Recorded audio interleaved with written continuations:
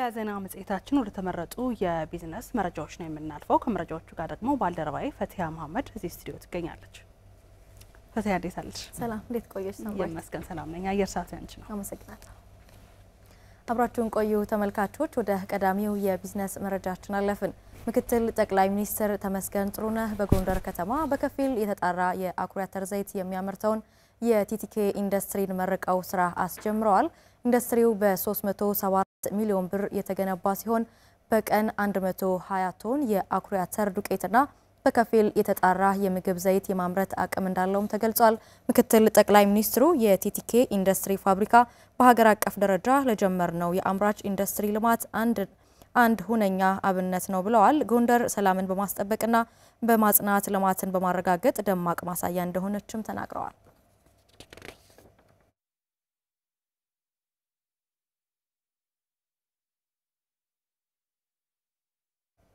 የአዊ ብሔረሰብ አስተዳደር ገቢዎች መምሪያ በ2017 በጀት ዓመት ያለፉት 10 ወራት እቅድ አፈጻጸምን የተመለከተ የምክክር መድረክ ከባለድርሻ አካላት ጋር አካሂዷል። የብሔረሰብ አስተዳደሩ ገቢዎች መምሪያ ኃላፊ ፈጠነ ጥላሁን በብሔረሰብ አስተዳደሩ በ2017 በጀት ዓመት ከ3.1 ቢሊዮን ብር በላይ ገቢ ለመሰብሰብ ታቅዶ ባለፉት 10 ወራት ከ1.6 ቢሊዮን ብር በላይ ገቢ መሰብሰቡን ተናግረዋል። የተሰበሰበው ገቢ ከአምናው ተመሳሳይ ወቅት ጋር ሲነጻጸርም ከ62 በመቶ በላይ ብልጫ እንዳለው ያነሱት ኃላፊው ከእቅዱ አንጻር ግን የተሰበሰበው 52 በመቶ ብቻ ነው ብለዋል።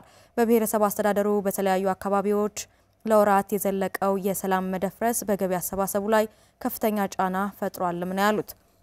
በቀሪ ወራት ታዲያ ከሁሉም የገቢ አማራጮች ገቢን አሟጦ ለመሰብሰብ የሚያስችል አቅጣጫ ተቀምጦ የተሰራ እንደሆነም አንስተዋል። እያደገ የመጣው የህብረተሰቡ የልማት ፍላጎት ያለ ገቢ የሚመለስ ባለመሆኑ ግብር ከፋዮችና ገቢ ሰብሳቢ ተቋማት ለጉዳዩ ትኩረት መስጠት እንደሚጠበቅባቸውም ኃላፊው አስገንዝበዋል።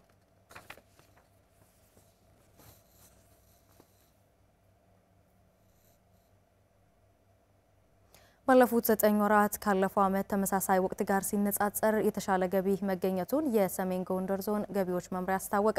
መምሪያው ከ77 ሚሊዮን ብር በላይ ገቢ መሰብሰቡም ተገልጿል። ቴዎድሮስ ድሉ ዝርዝር ዘገባ አለው።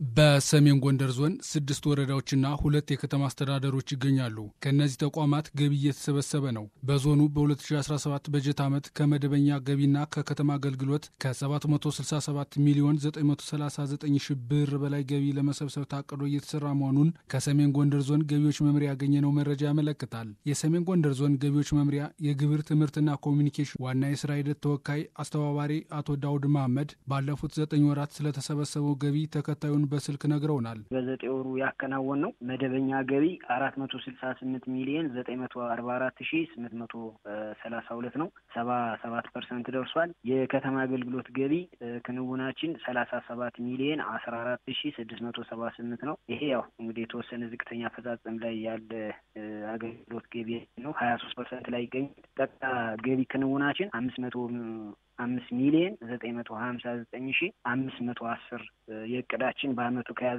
16% ደርሷል ማለት ነው። ከባለፈው አመት ተመሳሳይ ወቅት ጋር ሲነጻጸር ከ77 ሚሊዮን 537 ሺህ ብር በላይ ገቢ ተሰብስቧል ያሉት አቶ ዳውድ የተሻለ ገቢ የተሰበሰበበትን ምክንያቶች ዘርዝረዋል። እዚህ ላይ አሁን ምንድነው በጥንካሬ ያየናቸው፣ አንደኛ ባለሙያው በቁርጠኝነት ነው ተግባሩን እየፈጸመ የነበረው። ምንም አንዳንድ የጥቅማ ጥቅም ጥያቄዎች ቢኖሩም ስራችን በአግባቡ እየተወጣን ጥያቄያችን ማቅረብ አለብን በሚል በቁርጠኝነት ተግባሩን ሲወጣ እንደነበር መግለጽ ይቻላል እንደ ዞናችን። ሁለተኛ የከተማና የወረዳ አመራሩ ለስራው ልዩ ትኩረት የሰጠበት አመት ነው ብሎ መውሰድ ይቻላል። ገቢ ከሌለ ምንም ተግባራትን ማከናወን እንደማይቻል ስለሚታወቅ ይሄንን የኛ የተቋም ባለሙያ አጋር አካል የምንላቸው አመራሮች ልዩ ትኩረት ሰጠው በመንቀሳቀሳቸው ነው።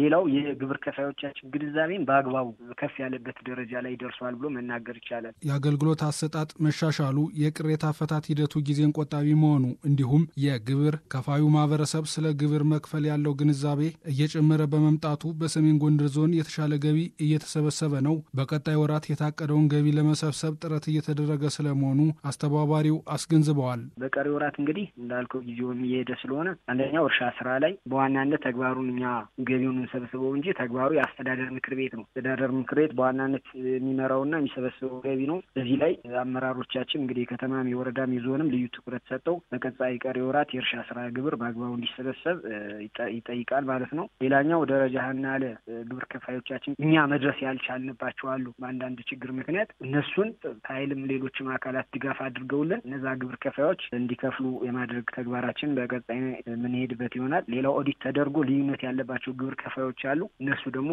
ግብራቸው እንዲከፍሉ እንቀሰቅሳለን። ከዛ ውጭ የባት ተመዝጋቢዎች በአግባቡ ደረሰኝ ለተጠቃሚዎች ማይሰጡ አሉ። አልጋም ላይ እንደዚህ ሻይ ቡናም ላይ ተጠቃሚ አገልግሎቱን ሲያገኝ ደረሰኝ መቁረጥ ላይ ወጣ ገባ የሚሉ ድርጅቶች ስላሉ እነሱን የማስተማር የመከታተል ያንን አልፈው ሲገኙ ደግሞ ሕግ የማስከበር ተግባራችን በቀጣይ የምንሄድበት ተግባር ይሆናል። በዞኑ የአገልግሎት ገቢን የተሻለ ለማድረግ ከሚመለከታቸው አጋር አካላት ጋር በትብብር እየተሰራ ነው ተብሏል።